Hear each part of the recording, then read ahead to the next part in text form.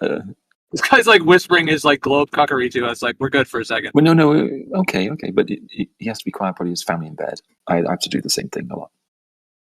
No, remember, flat earthers, they pick at anything.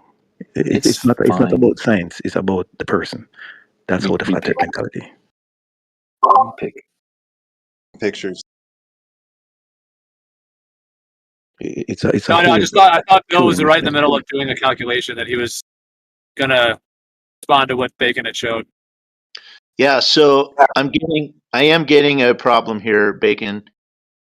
I don't know if it's a huge problem, but shoot, I got to go backwards. Okay, so 186 million miles, 1, 2 times 2. Okay, so 372. The Earth's orbital ecliptic is 372 million miles in a year, divided by 365, divided by 24. What do you mean Earth's ecliptic? What is that supposed to mean? So in an entire year, it orbits the sun, allegedly, in 1 year. Yeah, so here's the problem. That's 707 miles per hour that the Earth is going around the sun, right? Based on its orbital ecliptic, alleged orbital ecliptic. But yet the moon's diameter is 2,200 miles. The average time for a solar eclipse is 3 to 7 minutes. What would that be? I don't know. Yeah, at a given location, right? Not the whole Earth. Even though with your diagram, which is very interesting, that's a new dynamic into the equation. But even with that, for me, that's a new dynamic for me. But even with that, at 707 miles per hour, the eclipses happen between 3 and 7 minutes. The alleged moon's diameter is 2,200 miles. It's still happening too fast. Even with what I gather from your diagram, which is very interesting, is that the Earth's orbital velocity is causing the darkening of the moon from west to east. Okay, no, that would match. Yeah, no, this doesn't relate to Earth's orbital velocity. That's exactly what your diagram portrays. If you don't want to claim that, then it's going to get worse for you. I'm giving you a lot of credit there. No, I don't need that credit. I don't think that credit helps me at all. So I was not figuring in Earth's orbital velocity, so I double-checked. That's the least significant factor here. That's the least significant factor. No, that's way more. That's way more than the moon's ecliptic angular or linear velocity. Hang on. If you try to calculate the moon orbital velocity, that's using a Earth frame. That's relative to an Earth frame. That does not account for the orbit of the Earth-Moon system around the sun. So actually, the velocity of the moon is essentially the same as the velocity of the Earth. But Bacon, what I'm saying is the way you're portraying it makes it better for the globe model.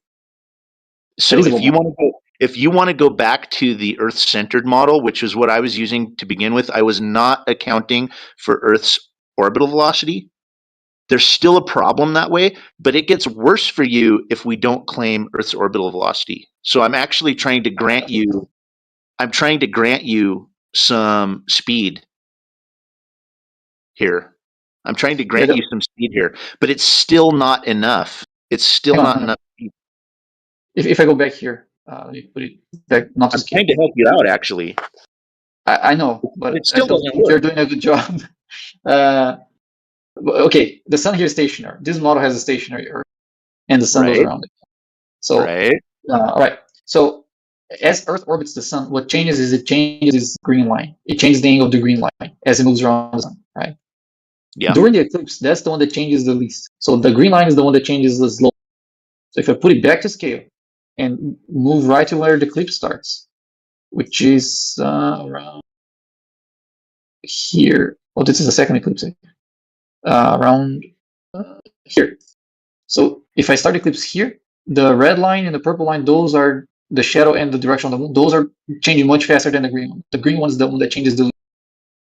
And the green one is the one that is changed by the orbital velocity of the Earth. So that's the least significant factor here.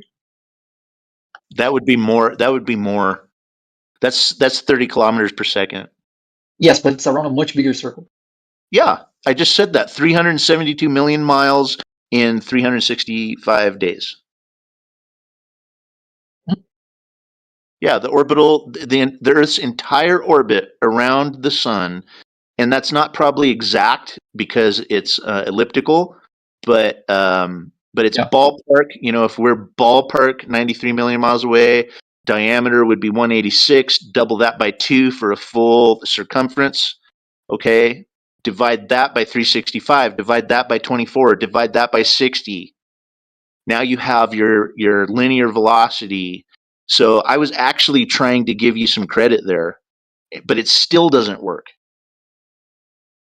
And that would what you just demonstrated would take correction, would correct the west to east darkening of the sun. So I've got to grant you that. But it's still too fast. It's still 3 to 7 minutes. That's too fast. Okay, the velocity that we attribute to Earth around the sun, that's actually the velocity of the right? I'm sorry, what?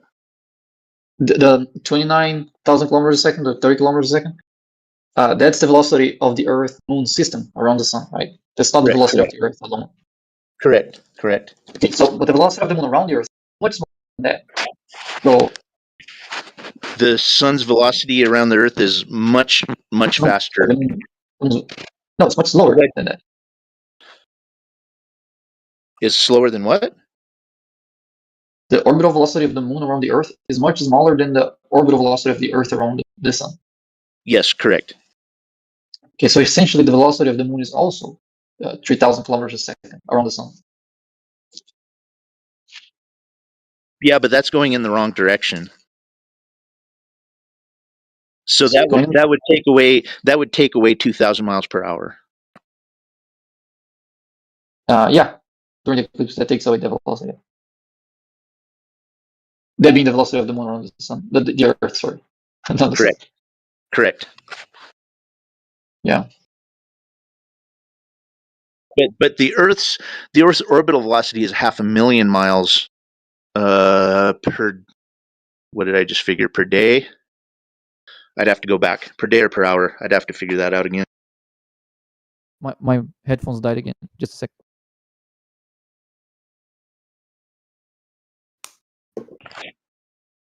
We're back.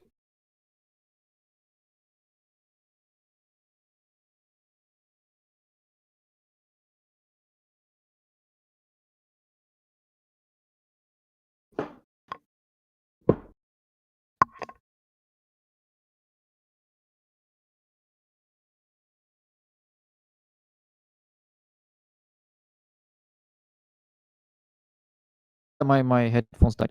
I'm back now. Wait, I think I hear a cat. Oh, yeah. I'm hot micing, sorry. No problem. Kitty. Yeah, I like cat noises. They're cute. Yep, I have two That's weird. I have two cats. No. I have one. A female, 6 months old. I like cats, but dogs love me for some reason. I don't like dogs, but they absolutely. She just thinks. The velocity of Earth's surface is like 400 meters per second, right? Or 1,000 miles an hour. And right. The velocity of the Moon around the Earth, is 1 kilometer per second, or 1,600 miles per hour, right? Okay. So the velocity of the shadow would be the difference between those two. So a bit more than, yeah. But now wait a minute. So the Moon though is traveling at its diameter per hour. That's 2,200 miles an hour. But here's the problem I'm going to give to the globe is that use one unit. Can we pick one unit? No, because it gets worse for you if we do that. It gets worse for you if we do that. I'm trying to mix different units. That's just wrong. You have to pick. No, I'm trying to. No, it's not wrong. It's something I've never figured into the equation before, which is Earth's orbital velocity, which is 42,000 miles an hour. Yeah, and we can't add velocities that are in different units. Right, that doesn't make sense. I'm trying to give your model some credit, but it still comes out too fast. because that would put the time frame for a solar eclipse at 21 minutes ballpark. That's But not it's making 3 sense. to 7. The average solar eclipse is 3 to 7 minutes. It's still That way doesn't make too any fast. sense. That doesn't make any sense that it's at least 3 minutes because, for example, again, if you have the solar eclipse right in between an annular and a total one, then the solar eclipse should last for just a second. It should just last for an instant. Why would it last 3 minutes if the umbra is just a point at this in this Hey, scenario? Bacon, let me ask you That's this. not making sense. Okay, Bacon, what is the average time frame for a solar eclipse? I don't know.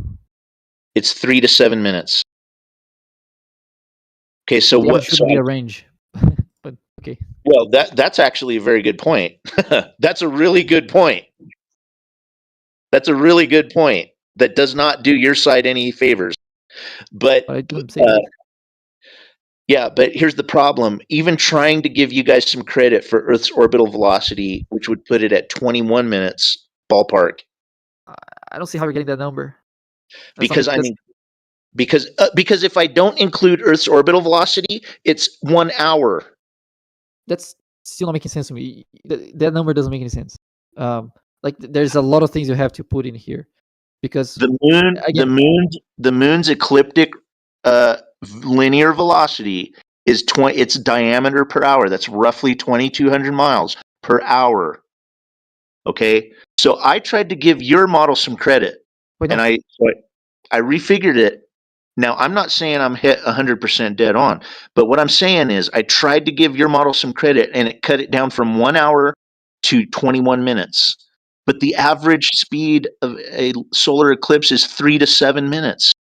It's way too fast, even for the heliocentric model, including Earth's orbital velocity, which I've never figured that in before. And thanks to you, you exposed a new dynamic to me. I figured it in. I lost you already. It still doesn't work. It still doesn't work. Yeah, I had no idea how you're getting to those numbers because if I would try to get to those numbers, I would just need a lot more information than the ones you're using. Like you cannot be getting to those numbers with just the information that you're mentioning. It's just not enough information. Well, if I'm wrong, I would love for someone to point it out. I'm trying to. And I might be wrong. Hey, Right. man, I have a PhD in cow shit. And that stands for piled high and deep. I'm a cowboy. So if I'm wrong, please someone tell me how. Yeah, I'm trying to do that. Okay. So first you understand that at least on the global model, you have the umbra, and the umbra is a cone that starts at the moon and starts closing as it gets towards the Earth, right? Bacon, where do we ever observe shadow that Everywhere.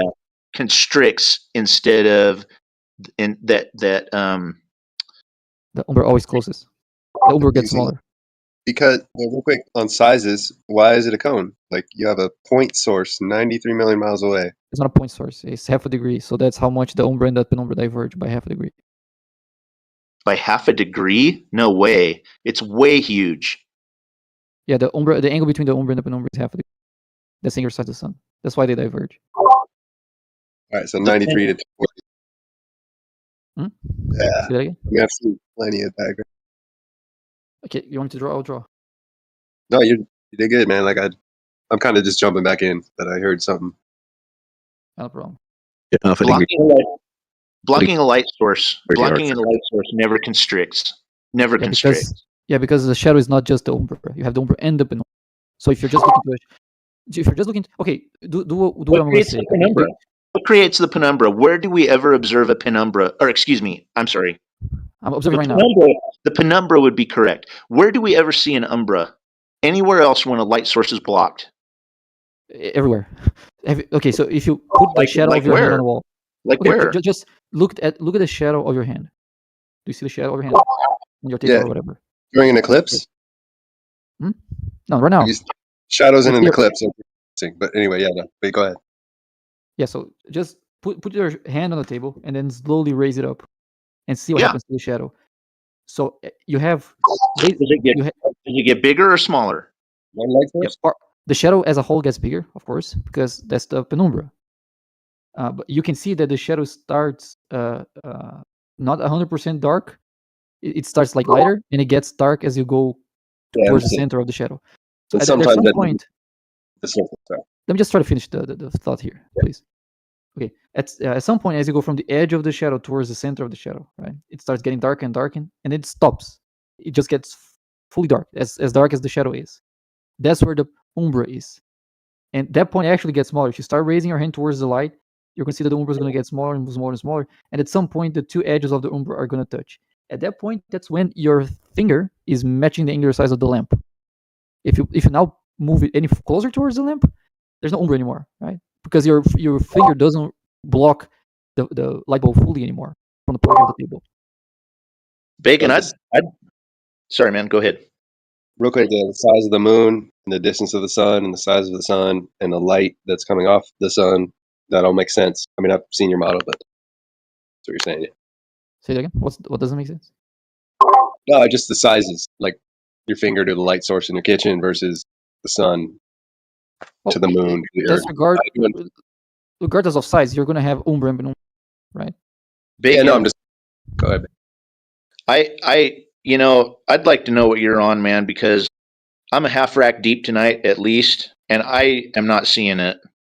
Like I raise my hand. I'll turn on my camera and I'll show you. I raise my hand off the table. I got a light above my table, kitchen table. I raise my hand off the table. The shadow does nothing but get bigger. I know. I'm not talking about the shadow as a whole. I'm talking about the umbra, the region of the shadow where it's the darkest. That region gets smaller. It gets bigger. I'll show you on my camera, right? Unless you have unless your light source is smaller than your finger, then that's not gonna happen. I'd love to see it. Yeah, I'll show you. Just give me a second. I'm gonna plug in my camera back. Penumbra. Umbra is the total light or lower level light. You see my skinny hand?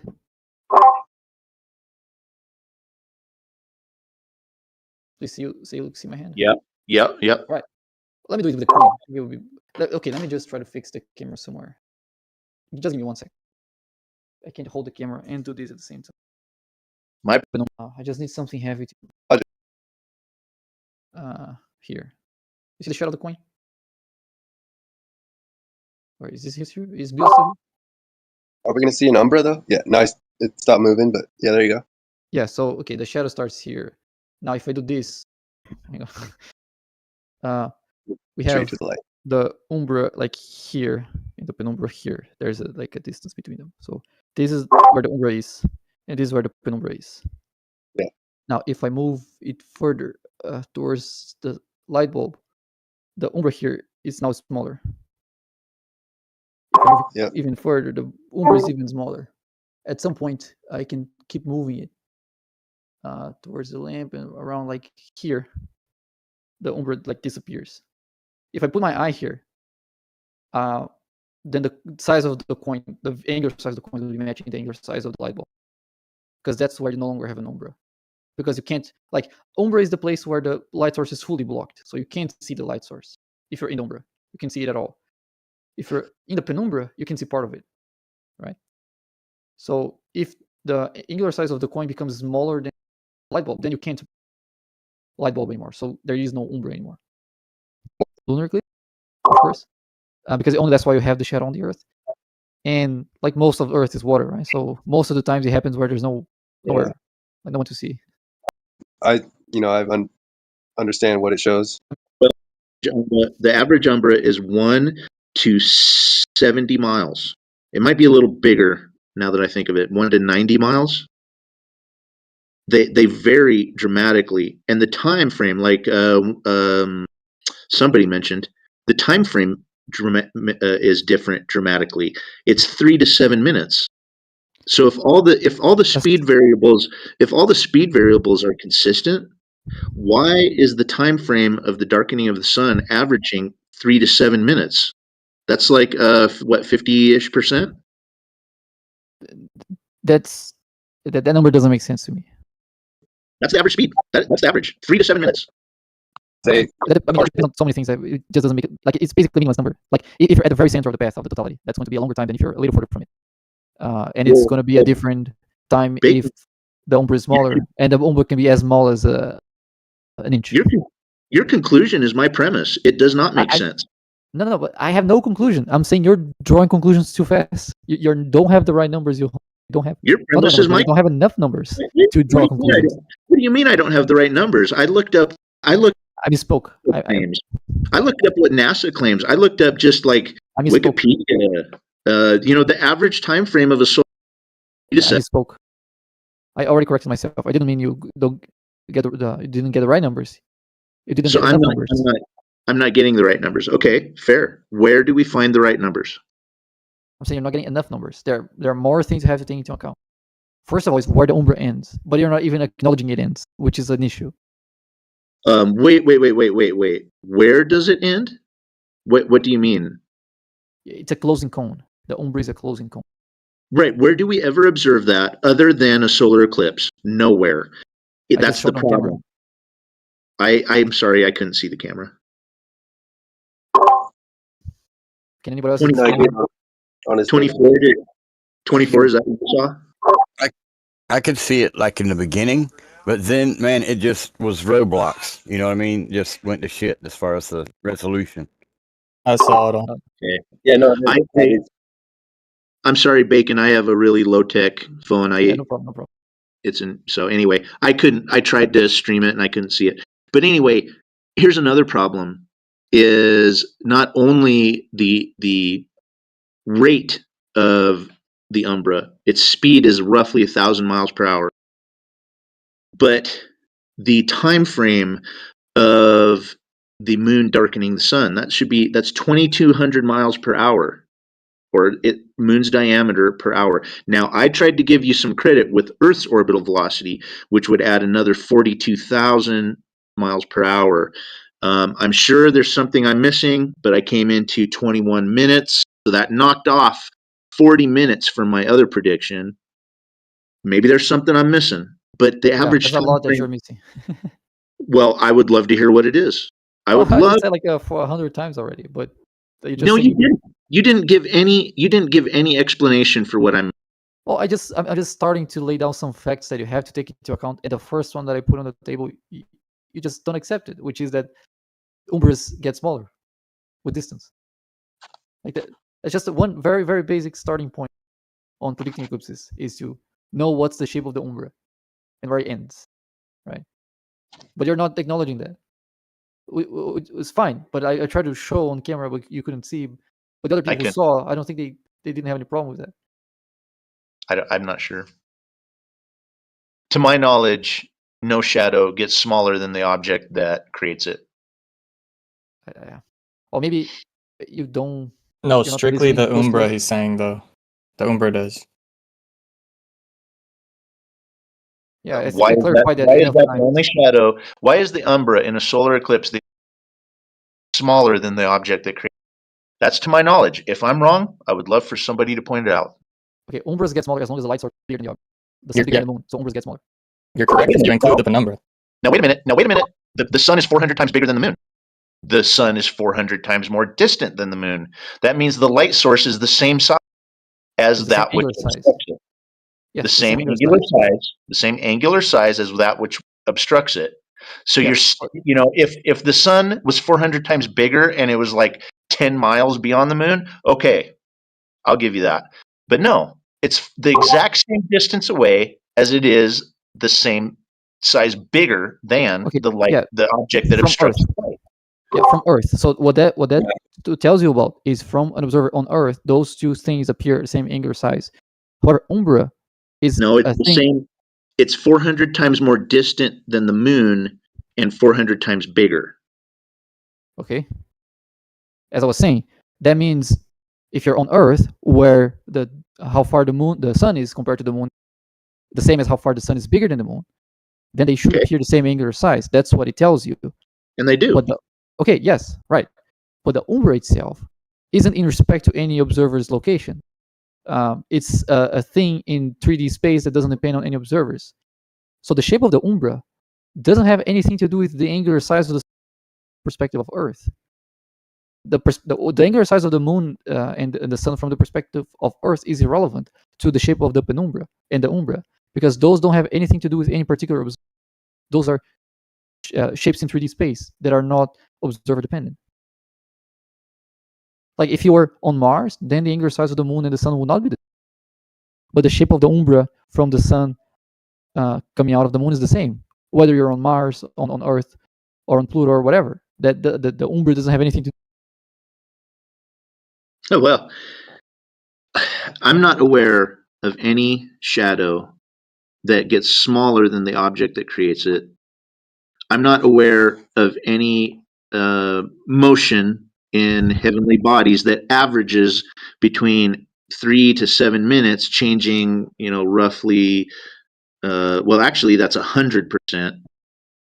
Between 3 to 6 minutes would be 100. So 3 to 7 is over 100. Where are these variances coming from? Yeah, He's saying specifically the umbra, though, not the whole shadow, just the umbra. Where do we? It's related to the distances of the sun from the earth and the distance of the moon from the earth, and so on. You have to include those distances in order for you to get a good calculation of the speed of the eclipse. You have to include a lot of things. He's just including too few things. It's not distance, like radiation. It's a lot. I mean, what you guys are diving into now is kind of like orbital mechanics and all these kind of things. These are like it past. It gets bigger. I don't know what you're doing, but he just did it on camera. I don't know if you need to go. Yeah, 10 feet. Should I do it again? No. Okay. Well, this is what I want you to do. Dark energy and dark matters are labels physicists put on things they don't know how to explain. It's for something that's not there, or it's for something that we can't explain. Excuse me, I don't want to negate the concept. It's for something that we can't explain that needs to be there to establish something we want to be there. That's imaginary. No, they didn't want dark matter to be there. Actually, they try to come up with all sorts of alternative explanations for why dark matter doesn't exist. But the reason they have to have it is for orbital mechanics. Fritz Zwicky came up with that in 1933. He called it missing matter because the coma cluster was moving way too fast. The coma cluster was moving way too fast for the perceived mass of those orbital bodies. I know. And from that on, he made it. He didn't make it up. He said there's missing matter. He actually was fairly honest. That was fairly honest. He said, "Well, there's something missing."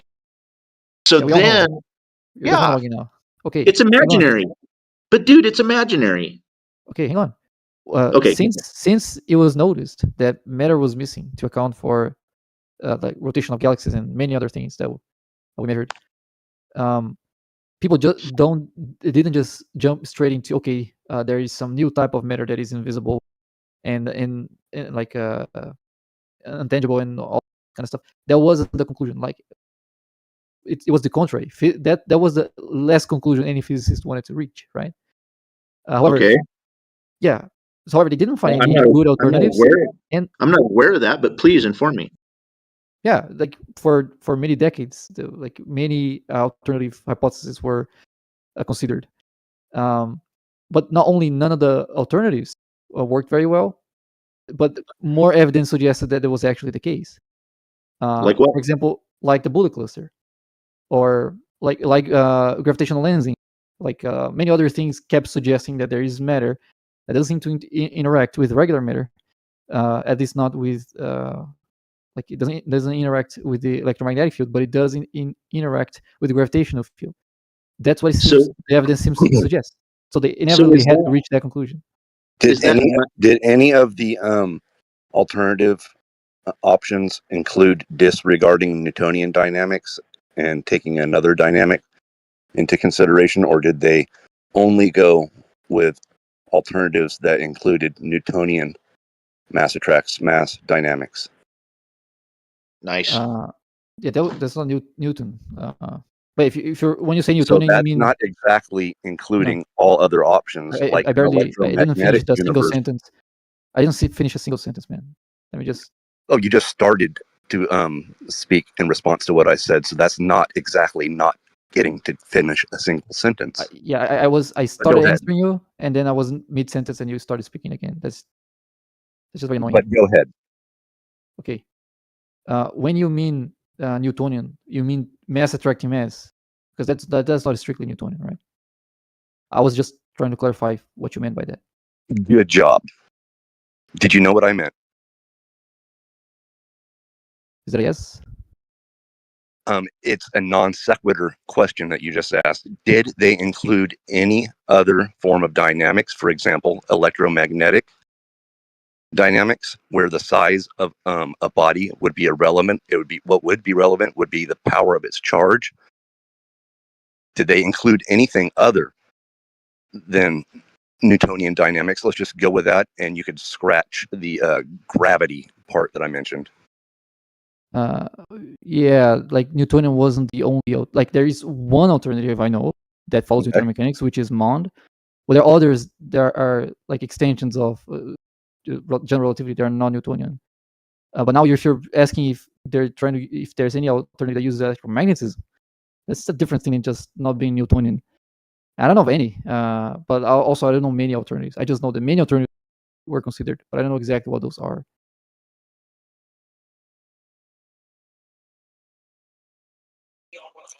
Catch-alls is called quantum.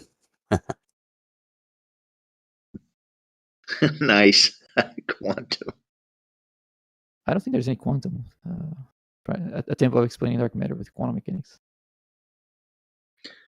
Back to what we started on first, man. It's imaginary.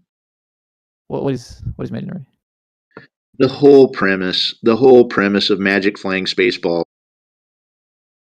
Well, you couldn't see my screen, but I was showing a eclipse predictor that I created using specifically the geometry of Earth. I did. Bacon, I did see that. No, I saw something else. And I'm okay. There's something else I missed. I apologize.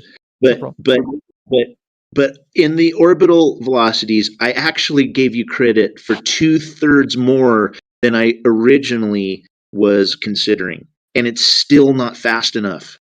Yeah, the math you're doing is not making sense to me. Let me just finish what I was going to say, because I wasn't going to talk about this. That wasn't what I was talking about. You know, if I'm wrong, please, I would love for somebody to point it out. And I might be wrong. I would love to know where I'm wrong. You actually pointed out something to me tonight. Yeah. Let's count how many times I tried to explain where you're wrong. You found something, dude, but yeah, it's addressing it fully. That was a good one, Bacon. That was a good one. But no. So you actually pointed something out to me that I have never figured in before, and I'm glad you did. So I tried to figure it in tonight. It's still not fast enough. Now, I'm no math wizard. I'm no physicist. I've actually talked to a lot of physicists. Doesn't make me one, but I would love for someone to point out where I'm wrong. It's still not fast enough, and I gave you 2/3 what I originally started with. I conceded 2/3 of my original proposal, my original concept, because you made an excellent point that Earth's orbital velocity would add to the speed at which the moon blocked the sun in a solar eclipse. That was an excellent point. So I went back. Well, you didn't mean to, but you brought up a topic that inadvertently said that. So I had to say, wait a minute, dude, go back, check what you're thinking. I did that. I conceded 2/3 of what my original concept was, and it's still not fast enough. Okay, hang on. Let me just say what I was going to say before you started speaking. You couldn't see my screen when I showed that, but I showed the model eclipse predictor. I'm not talking about the diagram you saw. I'm talking about the eclipse predictor. It not only predicts the path, it also predicts how the moon and sun looks in the sky at any point during the eclipse, at any location on Earth. You can pick a location on Earth, and you can move the time to a specific time and see how the sun and moon looks in the sky at that point. It shows the path of totality, it shows the shape of the umbra, and shows the shape of all of that. I am using the geometry of Earth as spherical or as an ellipsoid. Actually, you can toggle between those two models. But Bacon, we're going back to what I think it was either Geo or 24. One of the guys brought up of the Saros cycle. That is not a prediction. That is a postdiction. It is based on It is based on a historical observation of the periodicity of the motion of the celestial bodies. My predictor is not. The predictor I did is not based on. It's not based on Saros. If it has a basis value and periodicities, then it's a post-diction. Yeah, the size of the sun and the distances are based on the cycle. Maybe. Yeah. If you pick an eclipse and you want to know when a next eclipse similar to that will happen, a Saros will tell you that. I did not use that information. All I used was the geographical position of the sun and the eclipse. I didn't use any data about previous eclipses. The globe did it. Dude, you made good. Those are good models, and it's good points. Well, that is where their GPs are. Yep. Okay, so working with that information alone without any extra information, right prediction. You're assuming no periodicities. GP? I'm not assuming anything but the information that I'm working on, where the GPs are. Where did you get the record of those GPs? From Nautical Almanac, from the page where Nautical Almanac is all about periodicities and distances and coordinates, and so yes, but all I used from the almanac was the GP of the moon. I didn't use any other information. there's still kinematics involved, and Can you elaborate? There's still motion involved. Can you elaborate? No. just gonna say a random sentence and that's it. I could claim that you made a random sentence too, but the point I is can elaborate. that yes, I can elaborate. Just by repeating what I said, there's still coordinates and periodicities that you're using on your graph, on your model, and that is not a prediction. The is the GP of the sun where the almanac says the back to the almanac. Regardless, I don't know. The almanac is a record. Yeah, can you answer my question? Is the GP of the sun where the almanac says it? Yes or no? Sure, where the almanac says it's at. Okay, is the GP of the moon where the almanac says it is? Again, where the almanac says it is. That's past tense. That's a post-diction. No, the almanac says where the GPs are going to be in the future. Says where. Yeah, it says where it's going to be in the future. That's not a Where did the data for the almanac come from? Yeah, you can say the GPs come from observations made in the past. Sure. The point is, during the eclipse, there is an objective. That is the point. Okay, during the eclipse, there is an objective geographical position for both the moon and the sun. Regardless on how that's predicted, that's an objective fact, right? That's a non sequitur point. Well, can you answer? I didn't make the point yet. Why would I want to answer a question that is begging the question? That's an objective statement. Like, what is the begging the question? What am I begging the question? Really good point. Listen, no. Those are objective facts. Like whether the subsoil point is where the almanac says it is an objective statement. It doesn't matter. It's circular. How is it circular? It's circular because you're saying that the almanac, which by the way is a recording past events to make future predictions. For the GP of the moon and sun, it doesn't tell you where this happens. That's a post-diction. No, it's in the future. That's observation. Observation is not prediction. Sure. But that's for the GPs of the moon. That doesn't tell you where the eclipse and what's going to happen. Bacon, you just agreed to his point and then said, no, that's not right. But you had just agreed that it's a past observation. Yeah, for the GPs, right? It tells you where the GPs are. It doesn't tell you where the eclipse is. Do you get what I'm saying now? It most certainly does. Where? Have you ever read an Nautical Almanac? How did they build the Antikythera mechanism? It's a completely different subject. I'm asking where the almanac. It's not. Where did the almanac? It's based on observations. Hang on. Given the GP of the moon in this, that doesn't tell you where the eclipse is going to be. You have to work out the geometry of Earth for that. I'm strictly working with the GPS of the moon. like That doesn't tell me on its own where the eclipse is and when it's going to happen and which position in the sky is going to happen. It doesn't tell me. That's I how have to they work that out. derive. That's how they derive the prediction for an eclipse. Precisely what you just said. Right. What I just said is to use the geometry of Earth combined with the GPS. The GPS alone doesn't tell you where the eclipse is. That's You need not. to work. That's not what you just said. What you just said is that they look at observation. hey, do you? It'd be big, but like your model plotting out the future, maybe for your program. I'll concede, no problem, that we saw patterns of celestial bodies, right? And then we can work out the GPS of the moon and sun years in the future. And that's how the almanac does it. Let's say, let me concede to that, right? So we are just replicating patterns for those geographical positions using data of the past to predict where they're going to be in the future. Fine, okay. All that's granted. Okay. Now, all that is recorded in the nautical almanac are the GPS of the moon and sun. Okay. How do I tell where the eclipse is? What the path of the eclipse is? When it's going to start? In which position the sky is going to? None of that is described in the almanac. The almanac only gives you the GPS. How you turn the GPS into all the things that I mentioned, that requires, and I demonstrated it on my screen, to use the geometry of the Earth. Yes, if you model Earth as a globe, you get that prediction from the GPS. The GPS alone don't tell you that. You have to use the geometry of Earth to figure out where the eclipse is going to happen. No. None of this is kinematically exclusive to a ball Earth. None of what you're talking about is kinematically exclusive. Yeah, demonstration. They were not measuring and modeling the way now. Figure it out for this model. Say that again. I'm just saying, like, there wasn't necessarily that visual computerized calculation kinematics to figure out what was happening.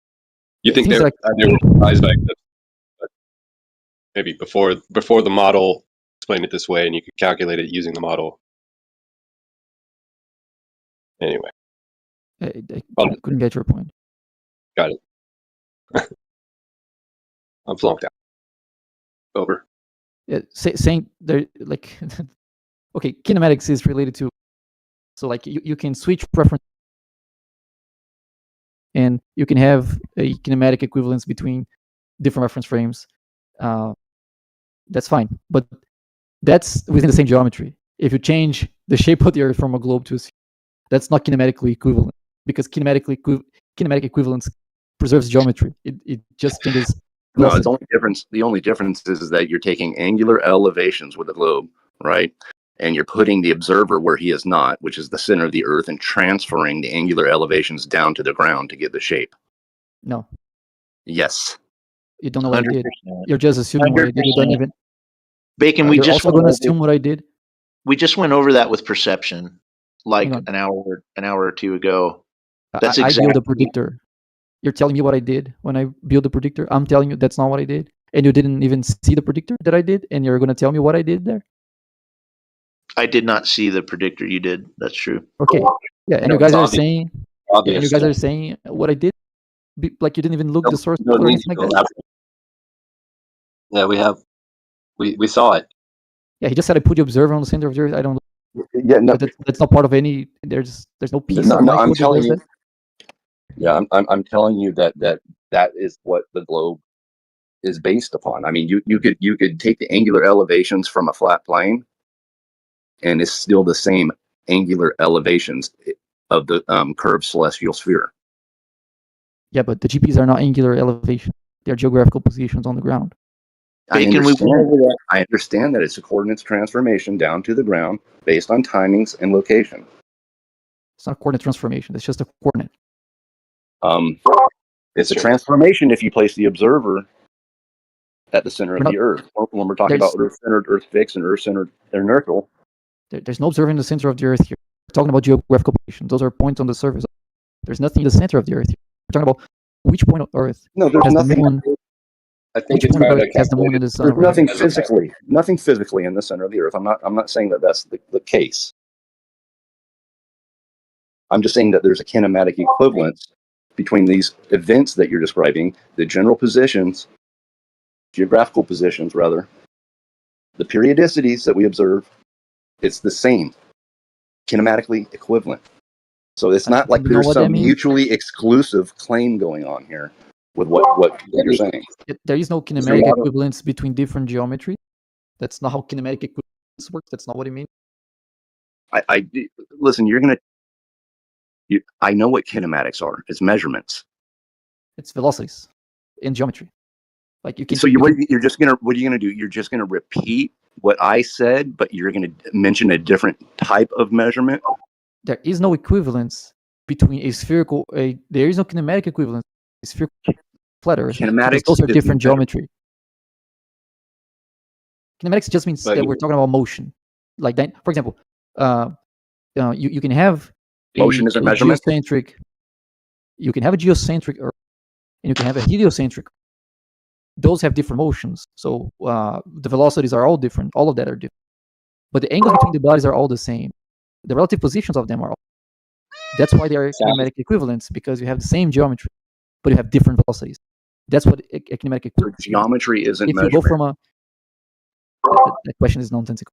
If you go from a spherical Earth to a flat Earth, those are different geometries. There is no equivalent kinematics between those because they don't even have the same geometry. Same with size and distance. Sun and the Earth. Yeah. It describes emotions. Yes, objects, points, locations, systems, without considering forces or masses causing the motions. These are measurements. Focuses on geometric aspects, yes. Got it, of motions. In relationship to position. It just doesn't make sense that there is an equivalent. In relationship to position. Oh, just tell me when you're done. I'm just giving you the classic definition. And all of that has to do with measurements. All those words I used. Yeah, they have to do with measurements. Sure. But you told me no, that's not what kinematics is. So it's a weird gaslight thing that you're engaging in. No, you said something blatantly wrong, which is that there is an equivalence between a kinematic equivalence that is not exclusively to a globe. Yes, there it is. If you change the globe from anything from a globe to anything else, then you're in the geometry. There is no kinematic equivalence anymore. Bacon, what you're saying is wrong with it is that you don't want to believe it. That's all I'm hearing. This is just kilometers away from what the actual point is. I just followed the reflection for too long. The point here is earlier tonight. Let me finish. We are just too far from where the conversation was. The point here was that in order to predict eclipses, we can both start with the same data. I start with the GP of the moon and sun. You start with the GP of the moon. You do whatever you want with it, and then tell me where the totality path is. I'll tell you where the totality path is. I'll tell you when it is, and I'll tell you how it's going to look like. And my data matches reality. If you can do the same for flat Earth, then I'm going to be on your side. You use the numbers that were made off of the almanac. Well, are they wrong? Are they wrong?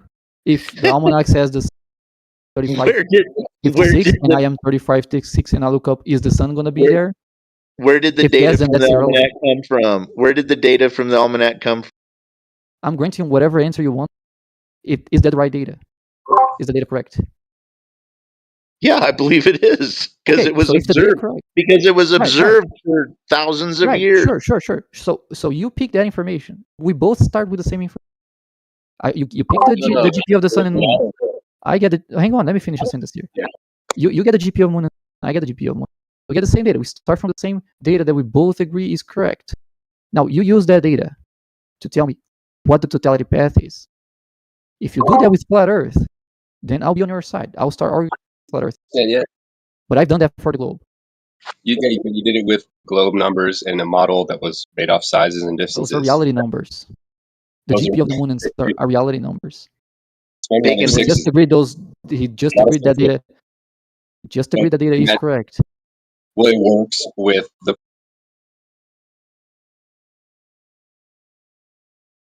pattern. I mean, that's all I think. That's all I'm trying to say. Because made it work before. I can't get a full sentence from you. Kind of that's how I talk, but I'm just saying the model, the numbers work based off the pattern. So you can model it all day and show it. They kind of thought it through.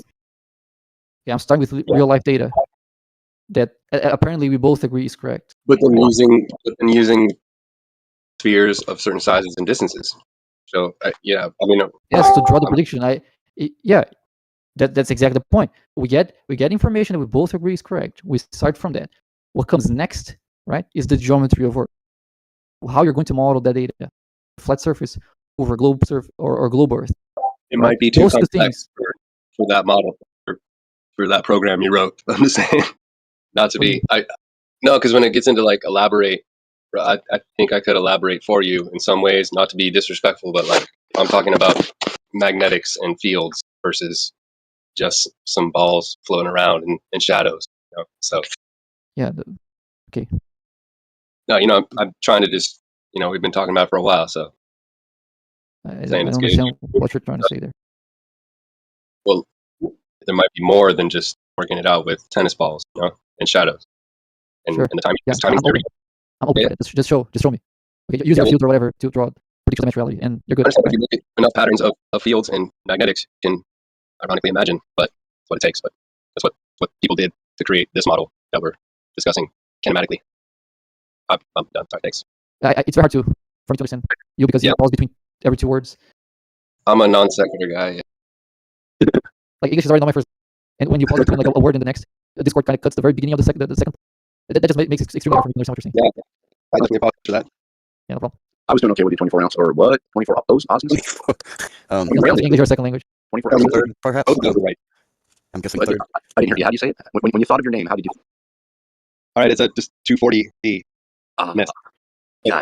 Is it ounces? Or Oz is a good one. So Osness. That's what I saw. Yeah, it's not a good one because it's hard to say. It was from. If I called you 24, would that be cool? Yeah, that's 24 hours. Okay, right on. I do like 23. I'm a Nissan, and I guess that's kind of like the wobble of the Earth, right? Yeah, we called the 280Z. We called that the 28 ounce back in the day. The QP. That's the wobble he's talking about. It's we have a precession. And we have like mapped out for how long now. The people that came before us, even we have the Vedas that have it clearly just explained, but Sanskrit, you need help translating. Not to mention in the older tablets, the clay tablets in cuneiform, like Plimpton tablets, tablet 322, I believe has it. I could be wrong on that number. I have to check on it. Yeah, I mean, Bacon, and that links into the kinematic equivalence. Bacon, are you refuting that there is a kinematic equivalence? Because even when they came up with the globe model, it's not like there was anything exclusive about the kinematics. It's not like they came and said, I mean, they try to kind of associate that with Galileo, and they try to claim that they're, in terms of the orbital mechanics and that model of it, but there was nothing like new about the kinematic, involved in how the sky works. Like, were you saying you disagreed with that before? I'm saying it doesn't make sense to say there's a kinematic equivalence between a globe or flat Earth, because those are different. When we talk about kinematic equivalence, we are talking about the same geometry, just different motions. We're just changing what the motion is. We're keeping all the distances, shapes, angles, all that is the same. If two things have kinematic equivalence, then they have same distances, shape, size, all that. So a flat Earth and a globe Earth can't be kinematic equivalent because they, of course, have different angles, distances, all that. Different geometry. All right. Well, I'm not referring to the claims of like distance. I'm talking about the positioning, like the measurement of the positioning of the celestials. Right, not necessarily the assumption of how far they are and all of that. I'm just talking about the actual positions, the measurement of their positions, not of their distance. Right. So there is no kinematics, because if we don't know how far they are, then we don't know like how fast they're moving and all that. So we don't know their motion. So there is no kinematics there. You don't have to know how far they are. Yeah, for you to know their motion, you do, because if they're twice as far, twice as far and they're moving like 1 degree per hour, then they're moving twice as fast. So yeah, you do. I mean, you don't, because there would be a proportional relationship. Yeah, the motion of the body itself, if you know the angle, depends on how far it is. Twice as far, it's going to be twice as fast. Yeah. But yes, okay. Sorry, I can't continue. It's the same in mechanical engineering when we talk about kinematics and mechanical engineering. Okay, yeah, I gotta go anyway. You guys, good night. Yes, the funny thing is that I mean, even the word kinematics isn't exclusive to astrophysics. They use kinematics in biomechanics. They use kinematics in robotics. They use kinematics in mechanical engineering, and as well, they use it in astrophysics. Yes, even in clock building.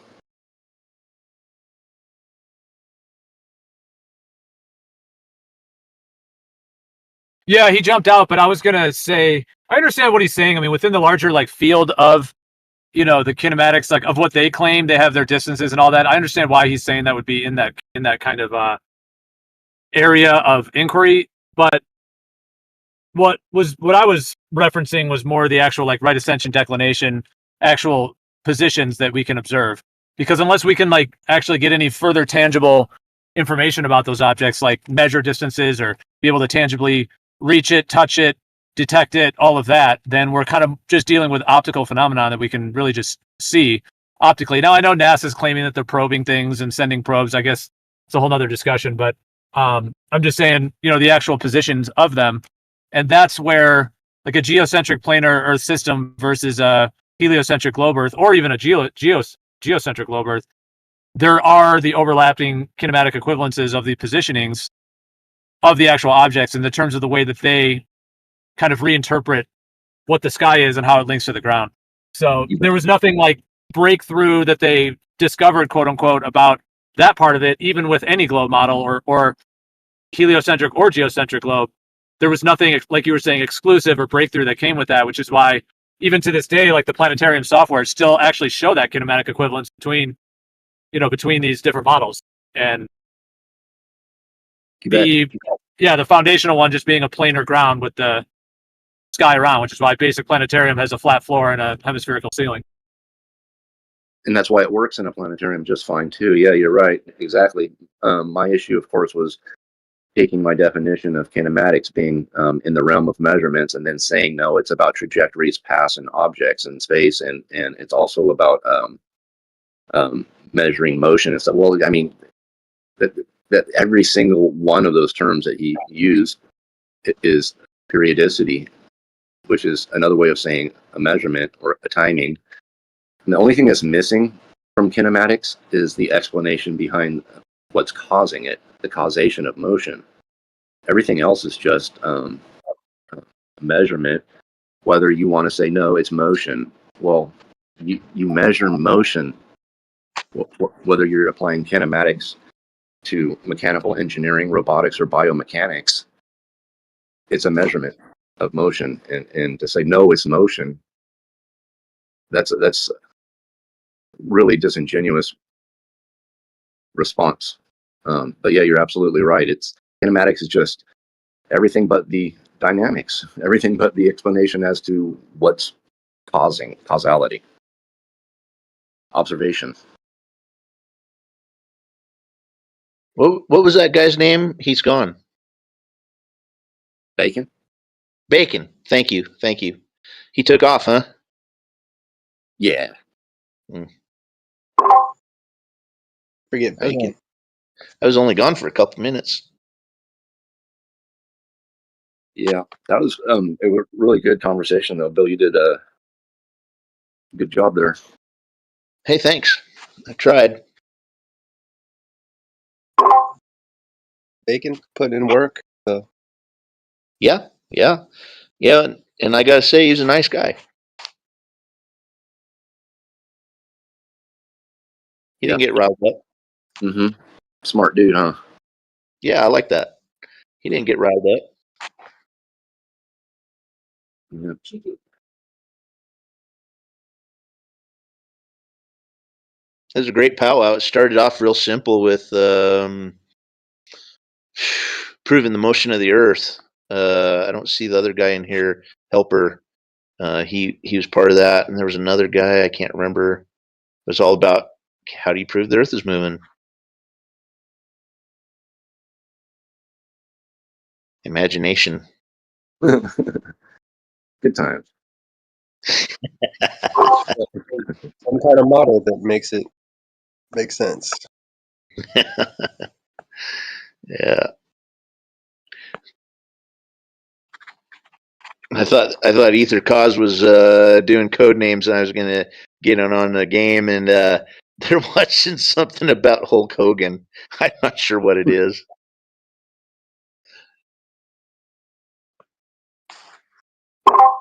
Yeah, they Yeah, I started saw. using code names a while back. That's a fun game. I royally screwed up last night, though. I was the spy master, and I could not make a correlation to any of the words. I was just stumped. And there's like a minute to go, and it's like, I got to give these guys a chance to pick something. And I was like, guys, I have nothing here. Just pick blind. I totally screwed up.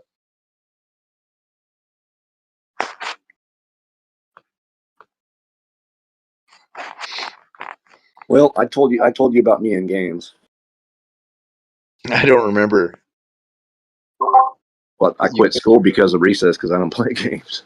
Oh, that's right. I remember that. Yeah. Yeah. Ring around the rosy. Mm-hmm. La, la, la. The thing about the Earth, the thing about the Earth having any motion, even when I was a child, I questioned that. The whole claim that we were moving at millions of miles an hour in all these different directions, but you don't feel any of it, and you're just, it's as if everything's stationary. I questioned that when I was young, and they never really got me in that box. Like I did generally accept that the Earth was a globe, like growing up and whatnot. I wouldn't say I was committed to it or actually, fully integrated it or had any belief or faith in it, but I did generally accept it. But the Earth in motion thing, I really just always question that, and to this day, like I've gotten no closer to the idea that the Earth is moving. Like I was not even close to it when I was even when I was young, and then now it's like such a distant. I mean, just the concept that even like in 12 hours from now you'll be inverted 180 degrees from where you are right now. Like just that alone, Right. let alone all the other speeds and just like the spatial awareness. Like, are you actually in all these motions or are you at rest? It's such a foundational question. Oh yeah, you're one step ahead of me, man. Because when I was young and I bought it hook, line, and sinker. Everything I was told. Oh, we're moving. Okay, cool, we're moving. And it wasn't until later in life that I was introduced to FE, and then I started thinking about it. I was like, wait a minute, yeah, that doesn't make any sense. Yeah, so you had it figured out young. Yeah, me too. I didn't have any other option. The way I figured it wasn't any other option. What I was provided, but I never doubted it. The biggest thing that hit me about FE, like it was like a slap in my face. So I studied conspiracy for like 30 years. Like I thought I had it all figured out as far as conspiracies go. And a guy I respect brought up FE one time and he said, have you checked it out? And I was like, I see some people talking about it, but no, I don't have time for that. I'm not going to waste my time. And I respected this guy and he said, dude, you might want to check it out. So I thought, oh shit, this guy's pretty smart. All right, I can give anything 2 hours. So I got into it and I was like, wow, that's interesting. Yeah, that doesn't make sense. 2 weeks later, I sat back in my chair at home and I go, holy shit, the earth is flat. And that was not as hard a pill to swallow as the fact that I missed it for 30 years. But then you must. Interesting, yeah. So the actual realization was not as shocking as the fact that it took that long to come to it. That's pretty interesting. It was like a slap in the face. It was like, okay, that all makes sense. The earth is flat. I get that. But like, how the hell did I miss that? How did I miss that for 30 years of studying conspiracy? That's what was hardest for me to take. Well, it wasn't really being discussed, though, to be fair. See, I think, the Mayan calendar, the Aztec, these calendars that talked about the end of the world, quote unquote, December 21st, 2012. But it wasn't obviously the end of the world at 2012, but it potentially was a shifting point that these ancients knew about, and they knew there was going to be a shift. And when you think about it, before 2012, there wasn't very much discussion on the Earth. Very little. I mean, yeah, you had the Flat Earth Society was out there. You had a few things, but really it was not even buzzing really before 2012. And then, that was the end of 2012. And then right into 2013, 14, is when it all started erupting, and obviously into 2015, and you know, so I'm just saying because like, you know, when I was researching like even the moon landing, 9/11, JFK, all that stuff back in the 2000s and all that, you know, I mean, yeah, there was a little bit on Hollow Earth, you know, Hollow Earth and Admiral Byrd and some of that, but I'm just saying it wasn't really on the menu, you know, for a lot of just of the avenues we had able to research, it seems, or it just wasn't really in the, you know, buzzing. Like I said, it wasn't really, you know, on the topic of, you know, very much that people were talking about. So I'm just saying it is understandable. I think for a lot of us that we maybe were not really processing it back then, and there does seem to be a shift, you know, 2014, 15, and after, to where it's pretty much everyone's coming across it now. Yeah, That's true. valid point. Yeah, I ran into it in 2016, and I just started spite learning and anger researching, and to debunk it in the process. I love it when you spite learn. Spite learning and anger research. Oh yeah, it's the best kind. When was 2012? When is 2012? Yeah, dude, I met this girl.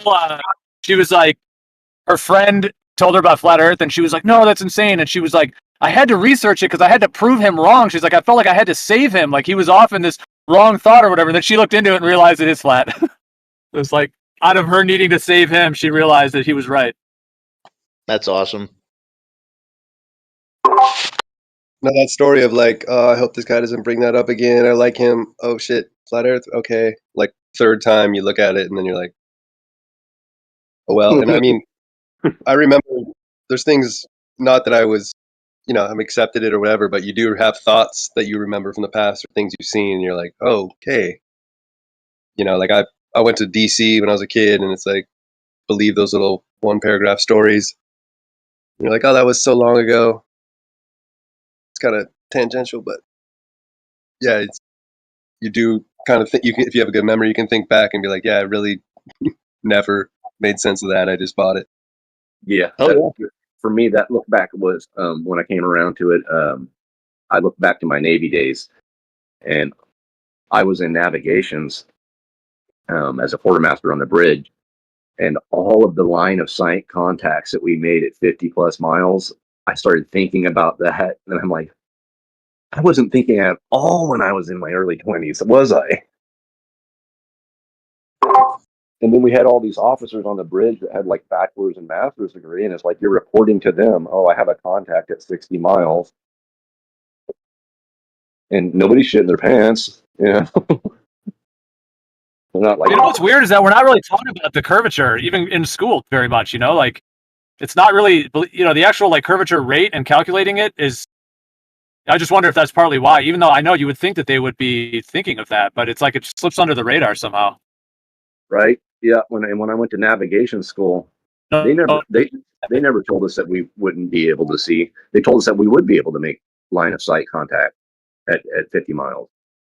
Our training scopes had a 10, 20, 30, 40, 50, you know, increments on the scope screen where the blips, you know, you've seen the blips would show up, and you know, they didn't even say, oh no, well, even though you're not supposed to be able to see these line of sight, you are, due to the fact that there's a refraction, atmospheric ducting taking place, and so you could see like ships 50 miles out, and here's the reason why.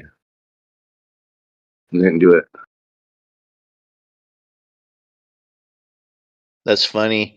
The curve rate slipped under the radar. Literally. I actually never considered curve rate in my entire life until I looked into flat Earth. And I was like, that's what they claim? Where the hell is it? It doesn't even exist. Yeah, me too. It was like, as a glober, I was like, that's the claim. Oh shit, we're in trouble. I never even thought about it until that buddy of mine brought it up, and I was like, this is a smart guy. I can't you know, just swipe this under the rug. I got to check it out. And I was like, oh my God, how did I miss this for so long? That's what hit me the worst.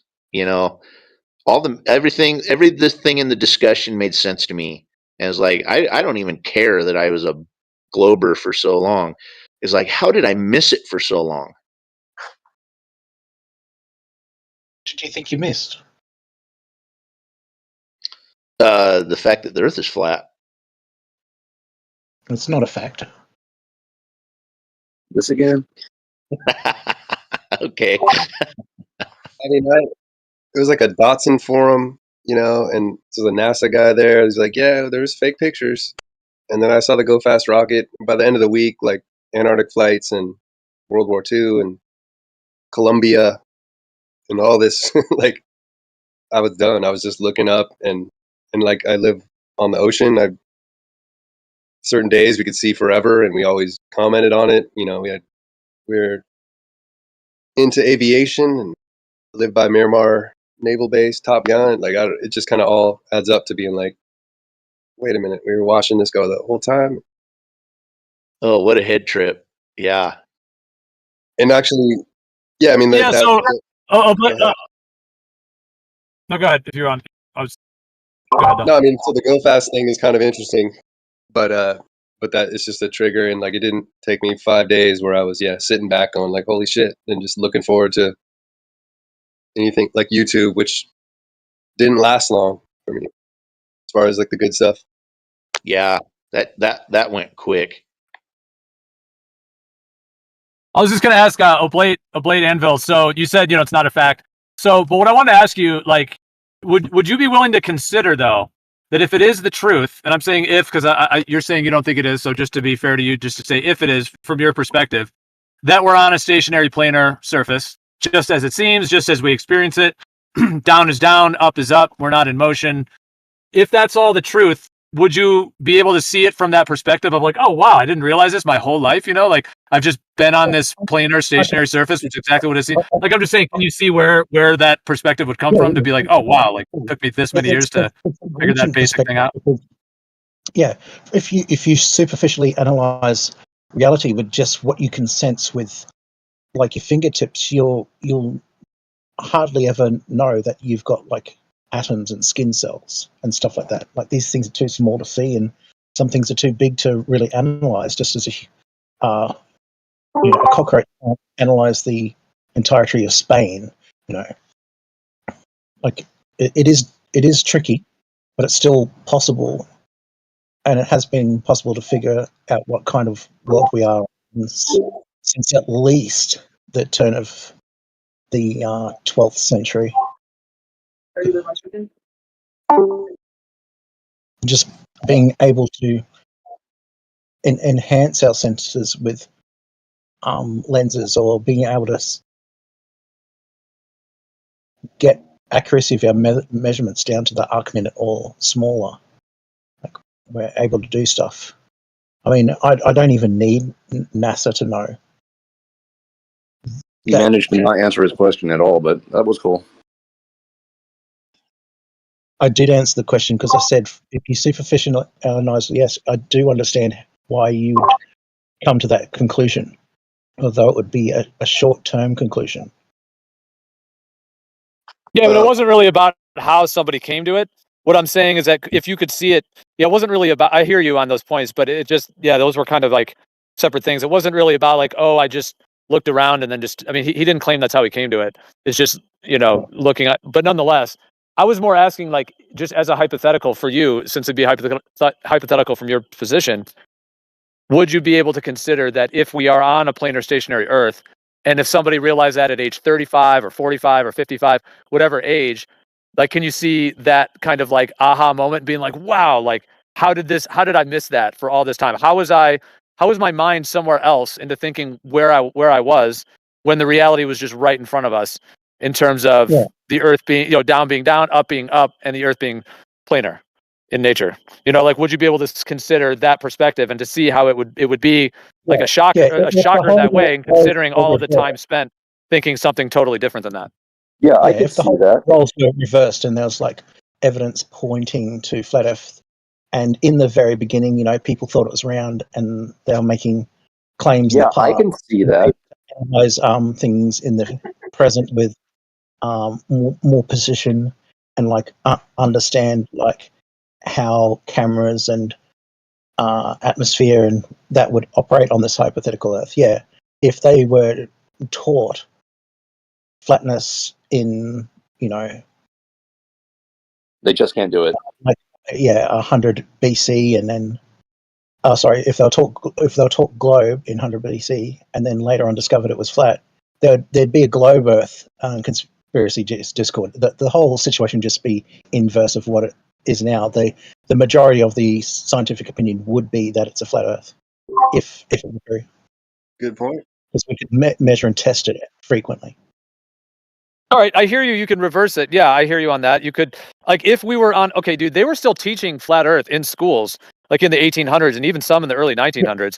So let's just say from those positions, let's say it was a globe and we were in motion. You could say that about those people. Like if you were born in, 1826 and you were taught a flat Earth, and then you get to 1890 or whatever, and then you quote unquote hold on, I'm just saying from the opposite position. If you quote unquote then realize that you were on, if it was the truth, that you were on a globe and all that, then yeah, there could be a reverse type scenario, hypothetically, of considering that. So yeah. So since I'm a flat earther, Geo, ask me the question in your reverse format that you just did. Please. Okay. Well, what would it be then? It would be that I'm a flat earther in the 1800s. And you discovered that I'm on a globe. Yeah. Through the evidence. And the question, yes, through the evidence. And the question would be for me, what was it, Gio?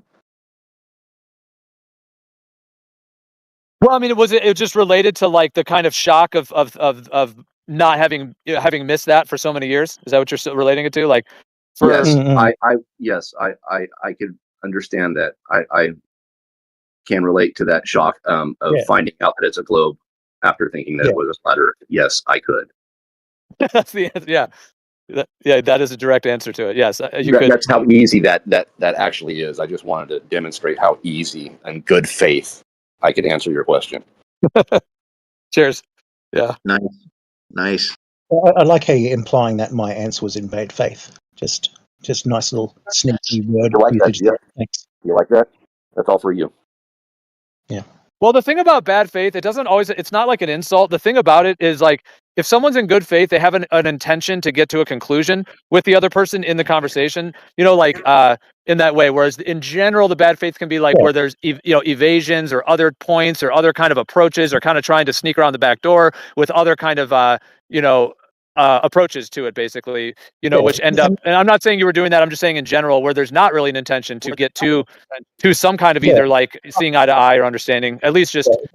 There are certain things that are taught in certain sections of the world where people were brought up in the environment where they were taught to sort of believe something. They were taught that this is the way.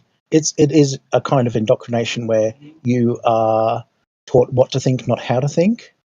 And I think the benefit of my current position is like I've rethought the indoctrination process and thought, can I use the tools of logic, reason, and being diplomatic in my approach? Like I can be agnostic either way until I see evidence that strongly goes to a particular position.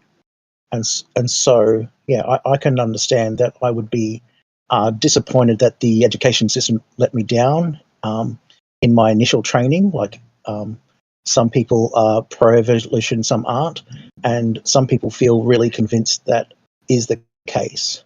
And they feel disappointed by their upbringing that they were taught that, everything just came up by the instruction of a god. I disagree with those people, but I can understand that they feel very disenfranchised by the religion that they thought was bringing them in truth, and they've, through their own research, have come to a different conclusion. Yeah, so okay, I hear you on all that. So with the globe Earth thing, so you were talking about the indoctrination, and we were talking about, in the 1800s, if they were teaching a flat Earth in certain schools, and then now they're teaching a globe, depending on which one of those you think is true, one would be indoctrination, the other one would just be sharing the truth. Although arguably you can actually still indoctrinate someone with the truth, potentially, depending on how you define the word. There's a kind of nuance to the term. But nonetheless, what I was going to say, though, is that for you, for the globe Earth, though, you feel like you've checked the information, like for yourself, that we were given about the globe. You feel like you've checked it, and that one you don't think is. You're saying you've run it through your checks, and you think that that was not false. That part of the education system is all legit. Is that what your perspective is? I also feel sympathetic to the flat Earth who are diligent investigators, and they find out certain things about the Netflix documentary or the other documentaries which have a helicopter that was kind of image edited in over the same waves. And I'm disappointed that they needed something fake to portray something that's real. And I'm disgusted that they had to just rush it so they could make a production. Like, that's disappointing for everyone, because if I'm seeking truth, I want to display the truth on film, not just fudge it in later. Even if it is true that the Earth was flat, I wouldn't want someone to fudge it in, right? And that's what I don't like with some things that I see, is like the fudging in of certain things that make certain things appear like it's flat when it's actually not. The fisheye lens accusations, the CGI, the artificial Truman Show, like film sets. It's like there's conspiracy, and then there's just like, yeah. I definitely feel that, like, if it wasn't for flat Earth, I wouldn't have learnt as much about the globe as I currently understand it to be. So I'm thankful for that. And I'd say, like, you on the other hand would be thankful that you've learnt so much about the globe that you doubt it and feel convinced that flatness is. So in our own way, the opposite side of the fence helped us form our own current strongly held opinions. But our strongly held opinions, I don't really think changes reality.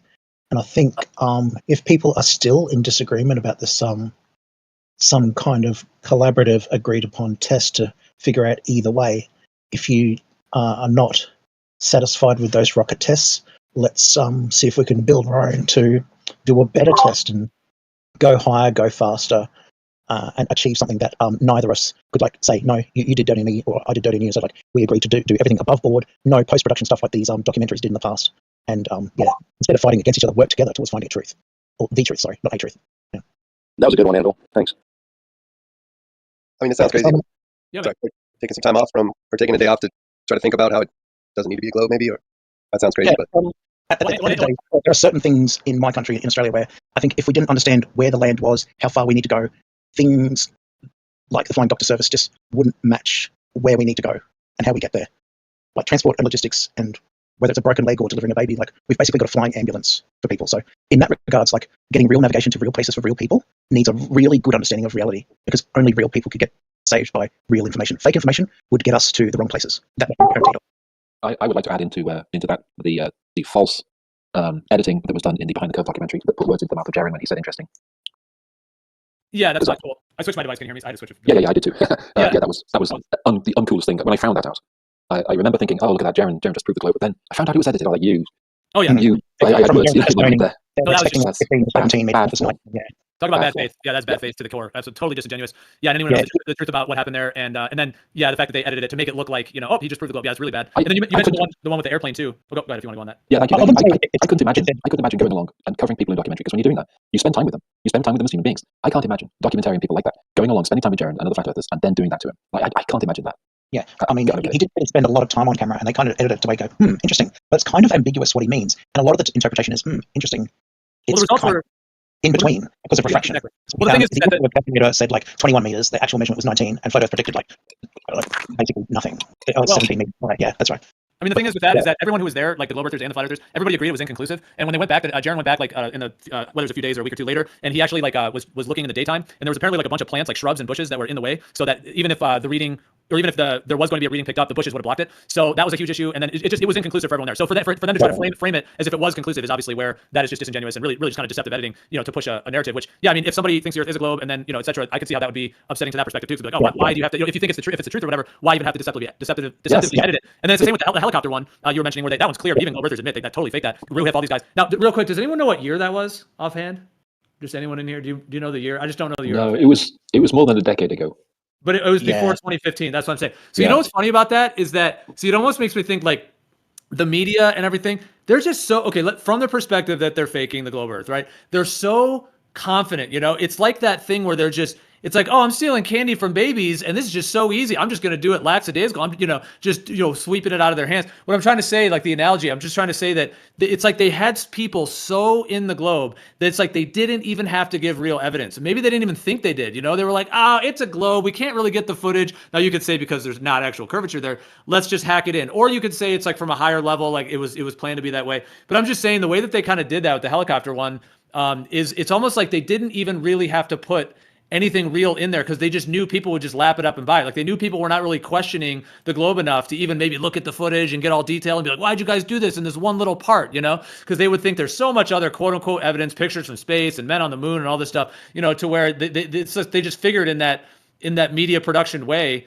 I mean, I'm kind of speculating, but it just seems like they knew they had people so bad that they really are so strong that they didn't even have to show the real footage. Like, I'll just cut it in there. It's a globe, anyways, I just find that interesting, as it were. I agree, and I do agree entirely. Here's the thing: is that on the flat Earth side is saying that on the science side they're being deceptive and they're being dishonest. But if you're on the science side and then you do stuff like that, you're just giving people fuel. You're just making their point. So when it was two different sources, do different things, and we find out that they were both deceptive, it doesn't help their cause at all. It just shows you that when flat earthers say they appear to have found a systematic or systemic dishonesty in science and science communication, there's very good reason to believe that is indeed the case. Yeah, and actually, even just to tag onto that, plays into the whole 24-hour sun thing because some of those footages that came out in 2014 and 15, whether or not they were fake or not, the thing is like they were not. Like one of the things you'll hear me say on these live streams over the years, especially back then too, is that there needs to be a consistent number of frames. Frame 1, frame 2, frame 3, frame 4. And, like Dave McKeegan's has that or whatever, the Union Glacier one. There needs to be a series of frames, and those frames need to be in order and so on. And the one thing about the 24-hour sun ones, I'm not trying to shift the topic to that. I'm just saying that in like 2014, 15, 16, those first few that came out, they did not have a consistent series of frames. They were cut. Now it doesn't mean it's all, we get into whether they were fake or not. I'm just saying they were not consistent frames. So it's just sort of another, thing like you could say, okay, if there is a 24-hour, I mean, I do think there's a 24-hour sun there, but I'm saying back then when there was the discussion, people were thinking, okay, if there is one there, why don't we just have one solid footage, frame 1 to the last frame all the way through? Because it really didn't exist. Anyways, I'm just saying that fuels to it more. Like you could say, if, I think there may be a deeper kind of psyop going on there to where they purposefully did that to fuel the fire, to then try to kill flat Earth later. Anyways, there's like deeper theories on that. But my point is, like, from the perspective of quote unquote, like you said, science or the kind of mainstream going thing, especially if like humanity found out we're on a globe, quote unquote, like you would just think that wouldn't have been the case. Like you would, it's another, it's kind of in that same category of kind of like a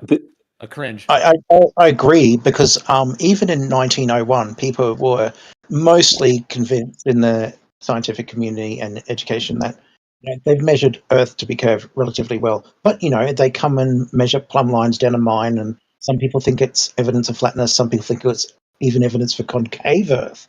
And so the debate of people entering or leaving flat Earth for different reasons, I think will continue to exist, whether you personally leave it or enter it yourself. So I think it will stay, but what reality is will be increasingly available for those who have less resources. Like 70 years ago, less people had cameras. 40 years ago, less people had video cameras. And the fact that somebody can just fork out $2,000 and get something pretty schmick, be it camera-wise or telescope-wise, they can actually start doing stuff similar to Galileo or better themselves.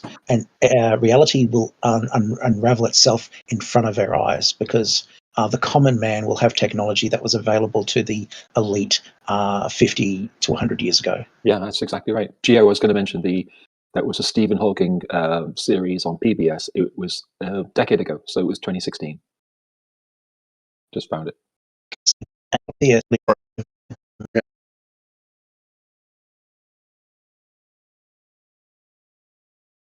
You know what drove me nuts? He has his moments. like all Yeah. of us. Dude, that was a marathon for Bacon. He usually pops in, 20 minutes, maybe 40 minutes, but what, he was at 3 hours, 3 hours? That was he put in a full shift there. Yeah, and he actually conceded a few points, and I got to give him credit for that. I mean, it was painful getting him there, but he conceded a few points, and it was a painful process. But I gotta respect the guy's. I mean, his decorum was pretty cool. Yeah, he puts up with a lot of shit, man. People yelling at him. If you get him in a good, back and forth, usually goes pretty well. Yeah, and you know what drove me nuts was I conceded 2/3 of my argument based on a point that he brought up that I'd never figured before on Earth's orbital velocity in relationship to solar eclipses. And I said, "Oh man, I got to take that in account. That's legit." So I gave him that, and he wouldn't accept it. He was like, "No, you're wrong." It's like, Bacon, I'm giving you credit here, man. Take it. Yeah. Everybody has a moment. I get it. Yeah. No, I actually got a lot from that, but then it still doesn't work. Even with that, even conceding 2/3 of the speed, it doesn't work. Oh man. Yeah. Concede 2/3 the speed of what? Change some distance. It might work out.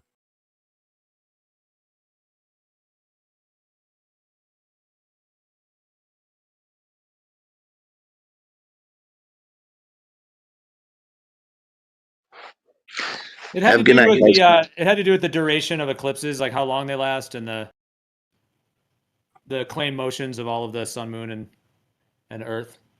Yep, exactly.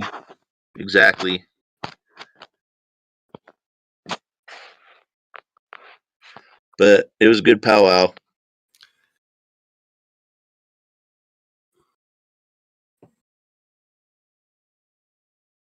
Well, I'm glad I missed most of that. I'm just kidding. Matthew Lawrence, what's up, bro? Hey, I had fun watching a SpaceX launch about 65 minutes ago. I watched it. Oh, did you see it too? Blippity light show. Did they get to space? Looks like it to me. I watched it. I had it on my phone, and I was standing outside, and I'm Space confirmed. Space confirmed. Been confirmed, ladies. A light went across the sky, Geo, and it right above my horizon. It got at Yes, least. I saw it too. And went over the moon. Kind of went over the moon there at the end. Good. A teeny little light went over the moon at that point. Blippity. It was What was it, Matthew? SpaceX. Just a routine SpaceX launch of some of their Starlink satellites. Oh, okay. From Vandenberg, about 120 miles from LA, but it's visible from LA, San Diego, Vegas, Phoenix. Yeah, it's pretty high up for sure. They throw some pretty cool things way up there, man. No doubt. They dropped another rocket in the ocean. Very cool. They show a video of it landing on their first stage, drone ship. Oh, it's a drone ship, yeah. The barge? Oh, you're talking about? The barge, yeah, there's like 2 or 3 of them. The barges, yeah. They give them wonky names. Instead of drone ship 1, they called it, what was it called, Matthew? There's